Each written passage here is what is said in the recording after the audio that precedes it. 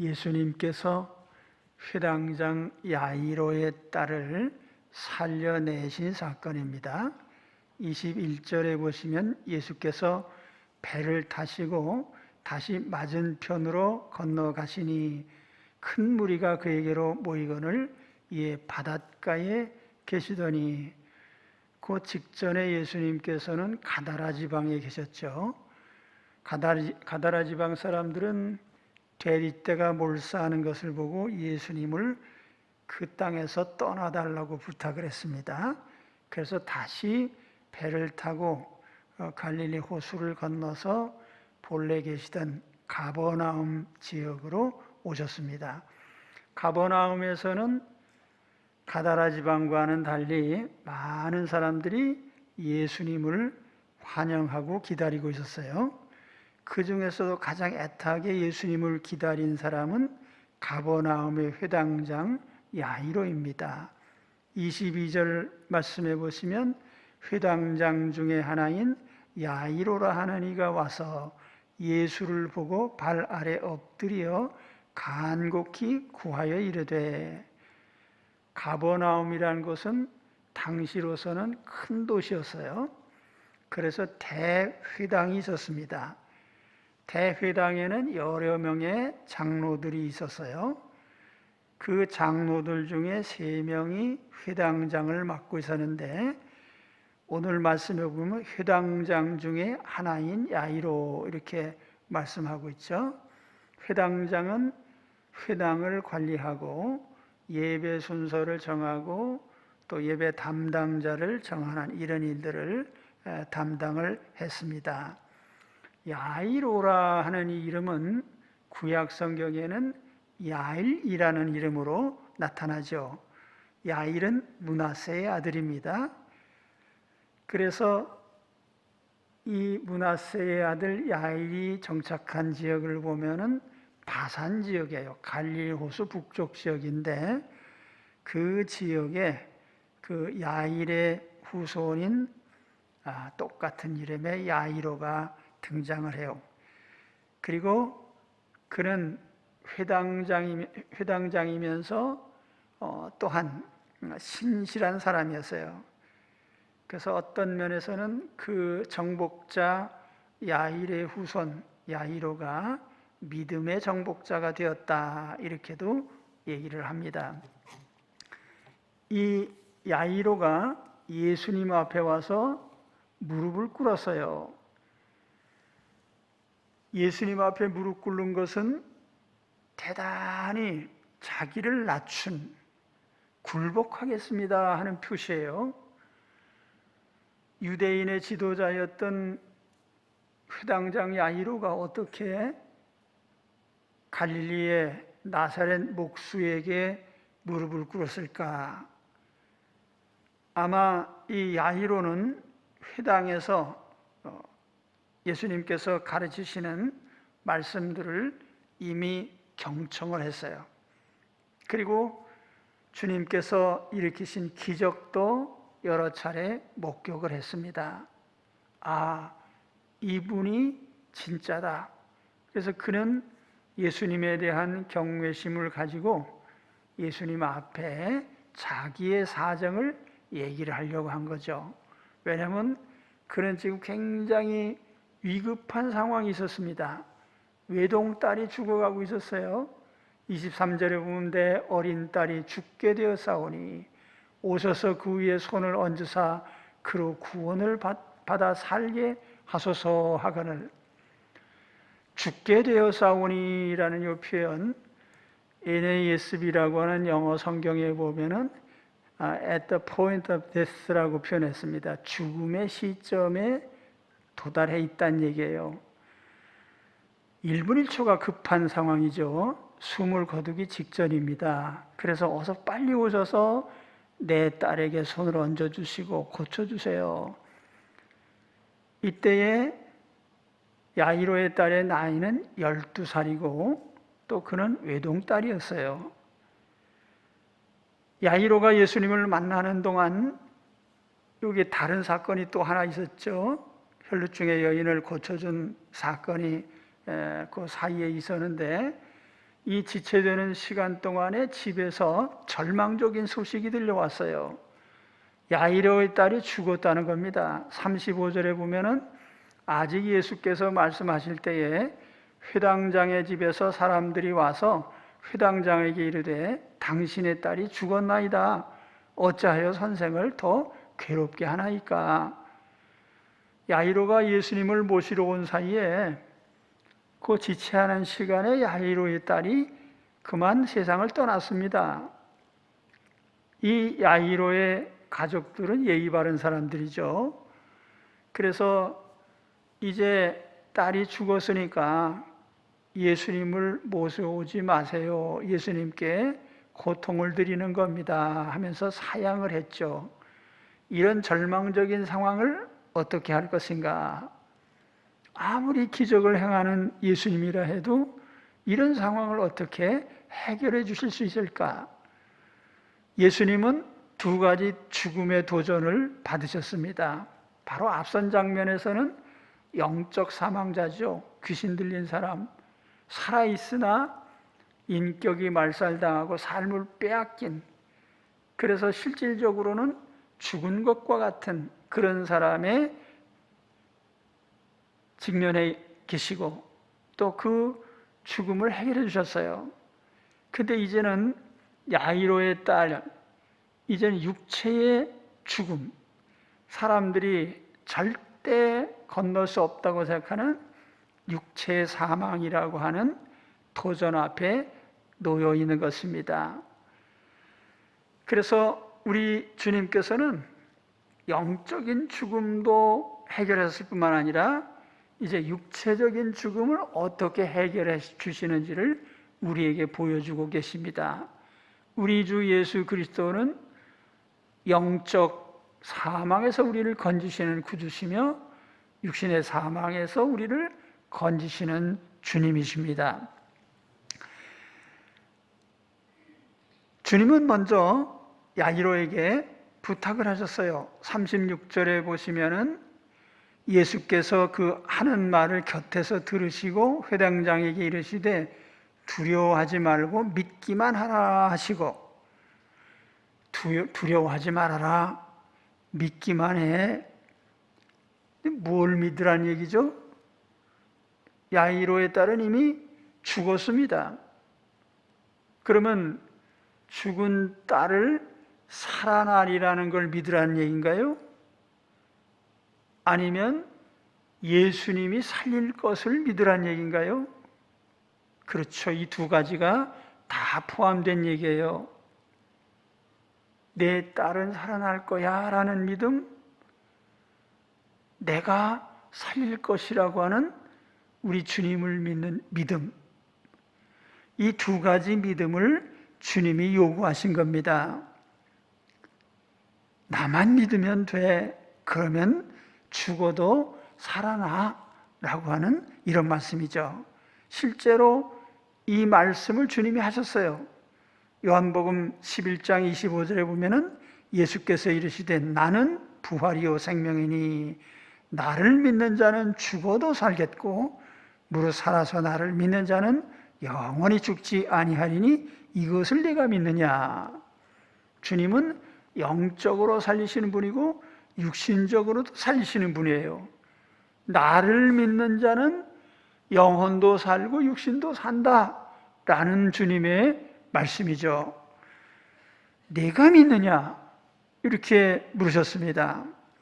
두려워 말고 믿기만 하라고 했는데, 두려움이라고 하는 것과 믿음이라고 하는 것은 언제나 서로 반대편에 있죠. 그래서 믿음이 커지면 두려움은 작아지고 믿음이 작아지면 두려움은 커지는 거예요. 그래서 두려워 말라, 믿기만 하라, 이렇게 말씀을 하셨어요. 그러나 우리가 어떤 위험에 처해 있을 때에 우리가 믿으면 된다고 하는 사실을 모르는 건 아니에요. 실제로 우리가 야이로와 같은 처지에 놓여 있다면 두려워하지 않고 믿기만 할 수 있을까요? 우리는 연약한 인생들입니다. 오늘 내게 어떤 일이 다가왔습니까? 갑자기 병들었습니까? 불의의 사고를 당했습니까? 재난이 닥치고 위험한 일이 다가왔습니까? 주님은 내게 똑같은 말씀을 하실 거예요. 두려워하지 마라. 나만 믿어라. 오늘 주님만 믿으시기 바랍니다. 주님은 야이로의 딸을 살려내는 중요한 자리에 단지 몇 사람만 데리고 가셨어요. 그래서 37절에 보시면 베드로와 야고보와 야고보의 형제 요한 외에 아무도 따라옴을 허락하지 아니하시고, 실제로 보면은 예수님과 세 제자 그리고 아이의 부모, 그렇게 해서 현장에는 6명밖에 없습니다. 주님이 필요로 하는 사람은 진실하게 주님을 믿고 따르는 사람, 또 주님을 있는 그대로 증언해 줄 사람이 필요한 거예요. 그러니까 주님께서 최소한의 사람들을 데리고 이제 야이로의 딸이 누워있는 방으로 들어가셨습니다. 주님께서 야이로의 집에 도착하실 때는 이미 장례 절차가 진행 중이었어요. 그래서 38절에 보시면 회당장의 집에 함께 가서 떠드는 것과 사람들이 울며 심히 통곡함을 보시고, 본래 초상집은 소란하지요. 당시의 장례식에 보면 피리 부는 사람과 대신 울어주는 그런 여자가 있었어요. 그래서 가난한 사람이라고 해도 피리 부는 사람 2사람에 대신 울어주는 사람 1사람은 꼭 채용을 했습니다.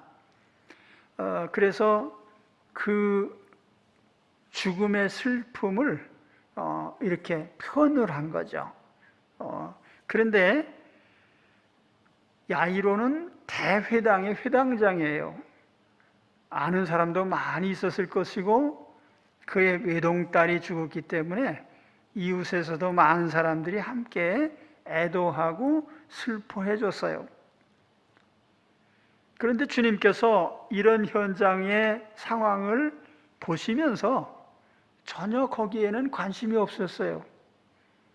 그리고 전혀 엉뚱한 말씀을 하십니다. 39절 40절에 보면 들어가서 그들에게 이르시되 너희가 어찌하여 떠들며 우느냐, 이 아이가 죽은 것이 아니라 잔다 하시니 그들이 비웃더라.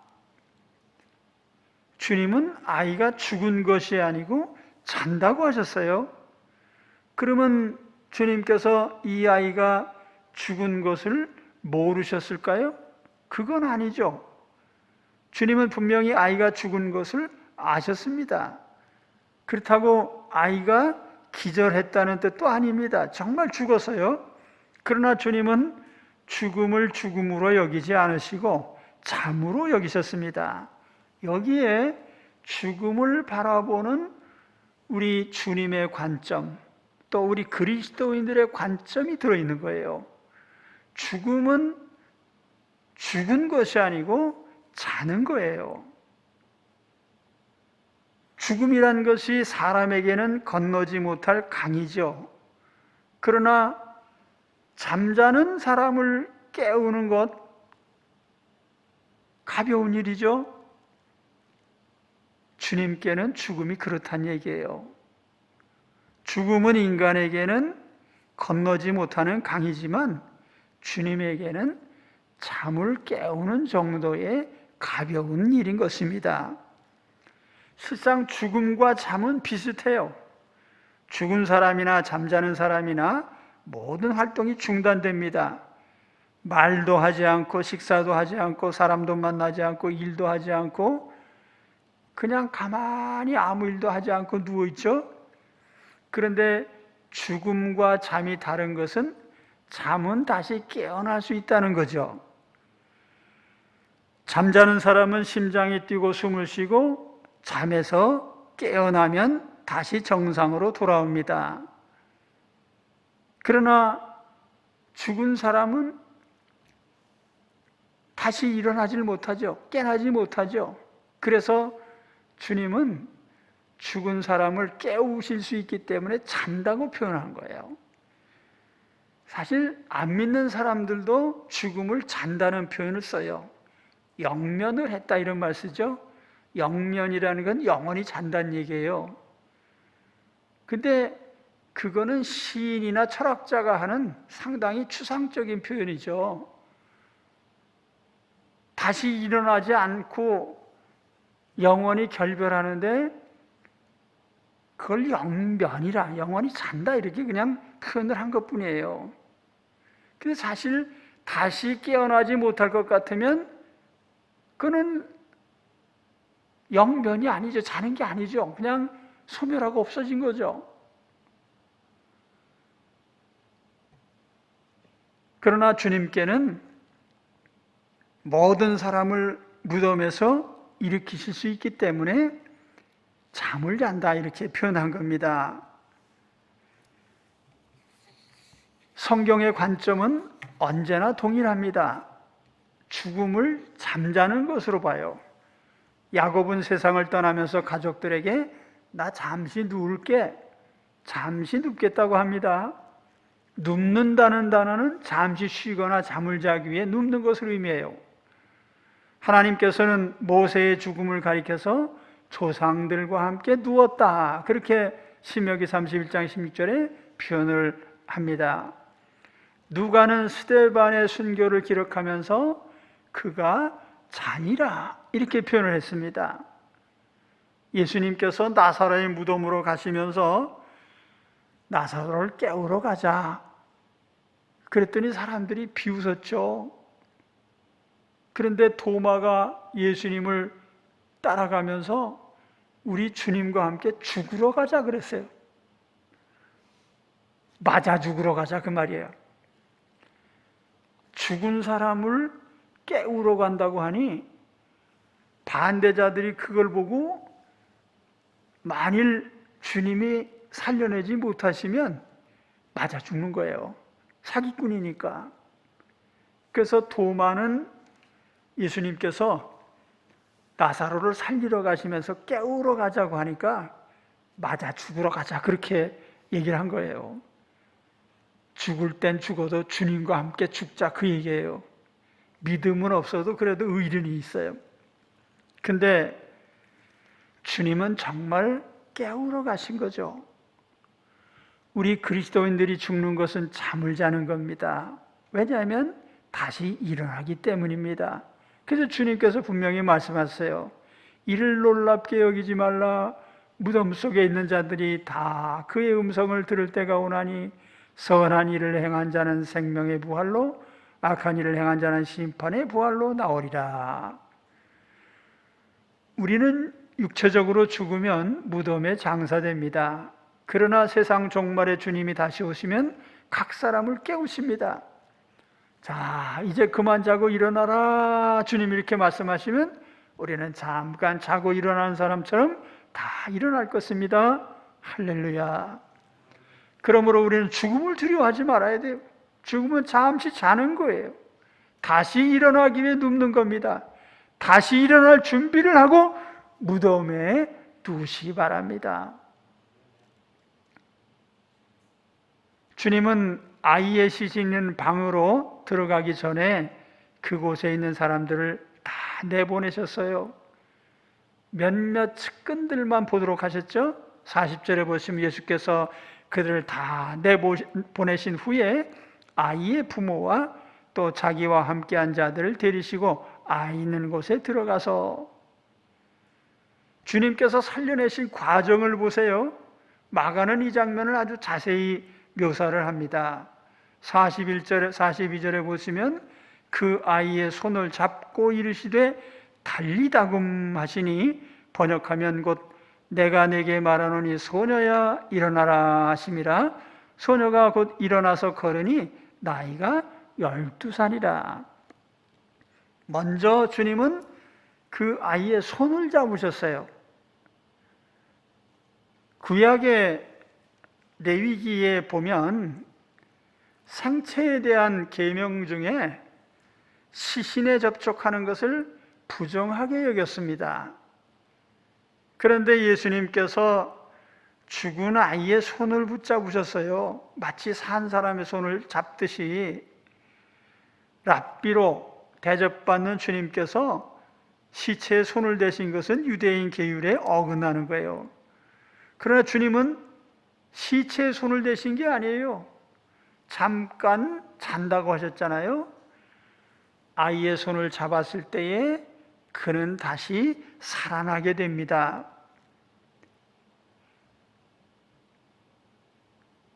그 다음으로는 주님께서 아이에게 명령을 하셨어요.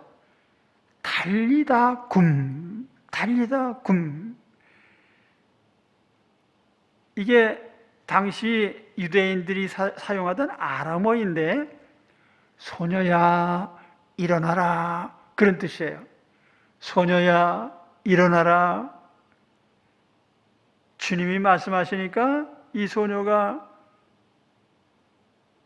눈을 뜨고 마치 잠에서 깨어난 것처럼 일어났습니다.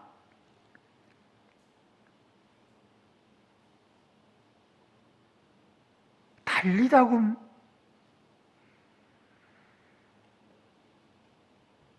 세상 종말에 우리 모두가 듣게 될 주님의 음성이죠. 주님께서 우리 각자 이름을 부르시면서 아무개야 일어나라. 그러면 그때 우리는 일어나게 될 것입니다. 여기 계신 분들 중에 주님이 재림하실 때까지 사실 분들 계세요? 아무도 없을 거예요. 아마 주님이 내일이나 모레쯤 오신다면 모르겠죠. 그러나 그보다는 조금 늦게 오실 수도 있기 때문에 오늘 여기 계신 분들 중에 주님이 재림하시기 전에 다 무덤 속으로 들어갈 겁니다. 근데 우리가 무덤에 누울 때에 한잠 자고 일어나야지 하는 생각을 가지고 들어가야 돼요. 그렇죠? 그래서 우리는 편안한 마음을 가지고 우리에게 다가오는, 내게 다가오는 죽음을 맞이해야 되는 것입니다. 이거 잠자리가 좀 불편하네. 그러면서 하지 마시고 편안하게. 제가 사흘 동안 무덤하고 똑같이 생긴 기도굴에 들어가서 금식하면서 누워 있은 적이 있었어요. 그때는 병 낫기를 위해서 기도하고 있었는데 죽을지도 모른다는 생각을 하고 있었거든요. 사람이 죽어서 무덤에 묻히면 이렇게 되는 거구나. 그래서 제가 예행 연습을 그렇게 미리 했습니다. 근데 큰 걱정은 되지 않더라고요. 주님께서 다시 살리실 것이기 때문에. 할렐루야. 주님께서 명령하실 때에 아이가 일어났어요. 살아났어요. 앞서서 제가 주님이 두 가지 죽음의 도전을 받으셨다고 그랬죠? 첫째는 영적 사망, 둘째는 육신의 사망. 그런데 주님께서는 이 영적 사망을 이기게 하시고 이제는 육신의 사망도 이기게 하셨습니다. 우리 주님의 능력이에요. 오늘 우리에게는 두 가지 생명이 있습니다. 우리는 영원히 영생하는 생명이 있습니다. 육신적으로는 다시 살아나는 생명이 우리에게 있습니다. 부활의 생명이 있습니다. 마지막 장면은 사람들의 반응과 주님의 당부의 말씀입니다. 42절에 보면은 사람들의 반응이 나오죠. 사람들이 곧 크게 놀라고 놀라거늘. 이 놀라고 놀랐다 같은 단어인데 하나는 동사형이고 하나는 명사형이에요. 그래서 엑스테산이라고 하는 놀라고, 그 다음에 놀라거늘 하면 엑스타세이란 말인데 영어에 엑스타시라는 단어가 있습니다. 황홀경 이렇게 흔히 표현하는데 정신을 잃을 정도의 놀라움, 황홀경, 이거 꿈인가 생신가 뭐 이런 식의 표현이죠. 그럴 수밖에 없는 것이 이제 죽어서 장례식을 진행하고 있었는데 말짱하게 일어났단 말이에요. 그 사람들이 이게 뭐야? 이게 내가 지금 꿈꾸는 건가? 이게 꿈이야 생시야? 그 놀라고 놀란 거죠. 정신이 혹시 내가 이게 내 정신인가? 내가 이게 진짜를 보고 있는 건가? 이런 생각들을 한 거죠.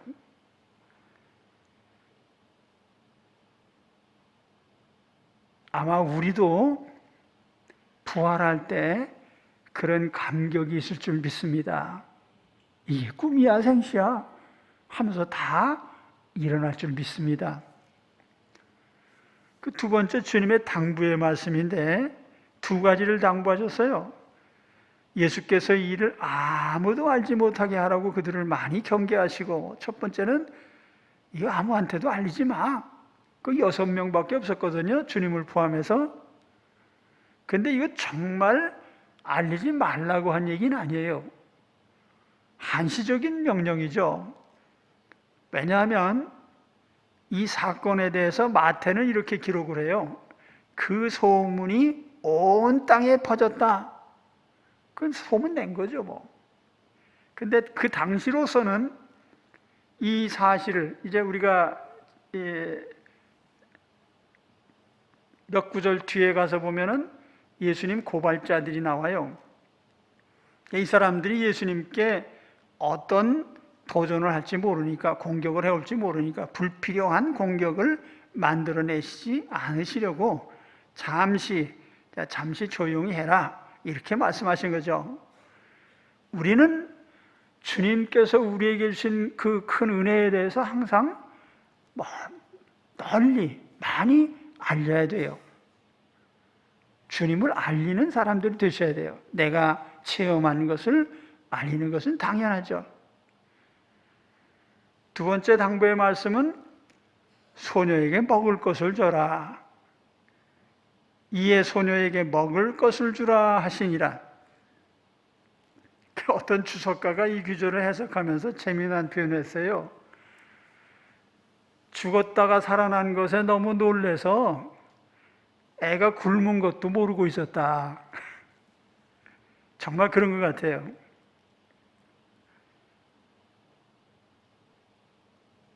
아이가 아침에 늦게 잠자다 늦잠 자다가 일어나면 어떻게 하죠? 밥상 차려놨으니까 빨리 먹어 그렇게 얘기하잖아요. 이 아이가 아마 얼마나 오랫동안 알았는지는 모르지만 음식을 제대로 먹지 못했을 거예요. 그러니까 주님께서 이제 정상으로 돌아왔으니까 밥 먹어야지 그런 얘기죠. 얼마나 감사한 일인지 몰라요. 이 장면, 오늘 우리가 본 이 모든 말씀, 바로 이것이 우리에게 주시는 궁극적인 소망이고 궁극적인 위로의 말씀입니다. 왜냐하면 우리는 다 누구나 장차 야이로의 딸처럼 죽음에 직면할 것이기 때문입니다. 그리고 우리는 조만간 다 순서는 좀 다르지만 다 무덤에 들어갈 거예요. 그때 우리는 절망적인 마음이 아니라 한잠 자고 일어나야지 라는 생각을 가지고 우리는 죽음을 맞이해야 될 것입니다. 마치 야이로의 딸에게 이제 잠에서 깼으니까 먹을 거 줘야지 주님께서 이렇게 말씀하신 것처럼 아마 우리가 무덤에서 부활한 후에 주님께서 우리에게 새로운 양식을 주실 것입니다.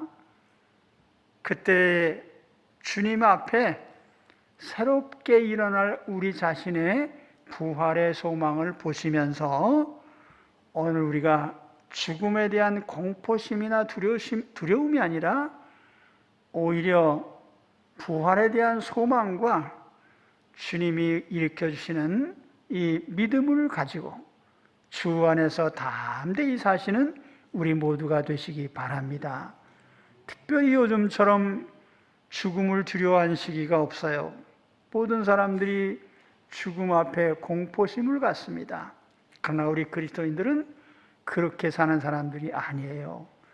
우리는 아무리 무덤 속에 들어갈지라도 다시 깨어날 사람들이라는 사실을 분명히 마음에 새기고 사시기를 주님의 이름으로 축원합니다. 기도하겠습니다.